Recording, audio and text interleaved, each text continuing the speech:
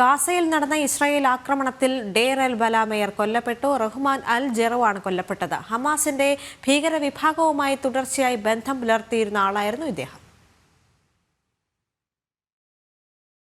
Gaza നഗരമായ dare അൽ ബല mayor Israel വ്യോമാക്രമണത്തിൽ കൊല്ലപ്പെട്ടു. ദയാബ് എമാദ് അലി അബ് അൽ റഹ്മാൻ അൽ ജാറോ ആണ് കൊല്ലപ്പെട്ടത്. ഹമാസ് മിലീഷ്യയുമായി ബന്ധം സൂക്ഷിച്ചിരുന്ന വ്യക്തിയാണ് റഹ്മാൻ അൽ ജാറോ. ഹമാസിന്റെ രാഷ്ട്രീയ വിഭാഗത്തിന്റെ മേഖലയിലെ ചുമതലയും ഇദ്ദേഹത്തിനായിരുന്നു. ഡെയർ അൽ ബല മുനിസിപ്പൽ ഓഫീസ് ഭീകരപ്രവർത്തനത്തിന്റെ കേന്ദ്രമായി പ്രവർത്തിക്കുന്നുവെന്നും ഇസ്രായേൽ സേന അറിയിക്കുന്നുണ്ട്. സാധാരണക്കാർക്ക് അപകടമില്ലാത്ത വിധമാണ് ആക്രമണം ആസൂത്രണം ചെയ്തതെന്ന് പ്രതിരോധ സേന അറിയിച്ചു.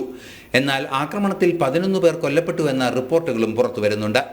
വെടിനിർത്തൽ നിർദ്ദേശത്തോട് കാര്യമായി ഹമാസ് പ്രതികരിക്കുന്നില്ല എന്ന റിപ്പോർട്ടുകൾ ഇന്നലെ തന്നെ പുറത്തു വന്നിരുന്നു. തുടർന്നാണ് ശക്തമായ ആക്രമണം ഉണ്ടായിരിക്കുന്നത്.